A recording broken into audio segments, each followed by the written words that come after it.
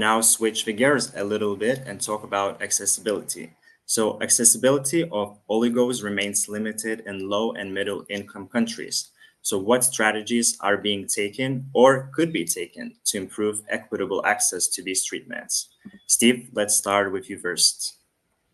So the one thing you have to remember outside of cancer, which we can't even think about treat directly tackling cancer at this point, is these drugs are administered once every 3 months, once every 6 months. So they're not pills that a patient in the third world has to take on a daily basis. So from a cost of goods perspective, in terms of the duration of treatment, you're going to see these prices drop dramatically. They're also, because they're viable for the conjugates, then they can stay on the shelf at room temperature. You don't have to have a cold chain here in order to transport these and store these in remote places. So I actually think they're ultimately going to become the drug of the future because of all of these chemical reasons.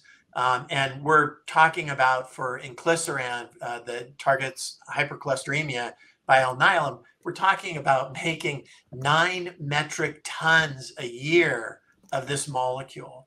And so with that kind of economy of scale is also going to come with a reduced cost that we will be able to distribute these drugs around the world to countries that wouldn't ordinarily afford this. Right now, obviously they're expensive. It's just at the beginning of this RNA therapeutics revolution, but I do think there's really good promise for poor countries in the near future. That does sound very promising. Thanks, Steve, for your answer. And Kehinde, would you like to pitch in on this one as well? I guess my thoughts relates to the need to ensure that policymakers are engaged very early on with this technology and with the benefits that it can bring at scale to society. So really interesting to hear Steve's points about the scale at which inclisiran is being made and how, when you think about it at that level, the prices should be coming down and the drug should be widely available at prices that are affordable to people in low and middle income countries.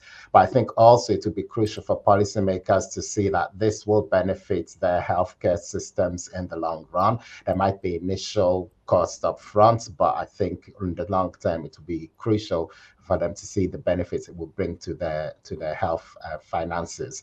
And also, I guess, public engagement. So we work in this space and we're familiar with these drugs, but we want to be sure that ordinary members of the public feel confident with the potential of these technologies to benefit them. Thank you for watching this webinar clip from Nucleic Acid Insights. Follow the link in the description to the full webinar if you would like to see more. If you would like to see more like this, subscribe to our channel, and for more content covering the latest news, trends, issues, and breakthroughs, check out our journal webpage using the link in the description.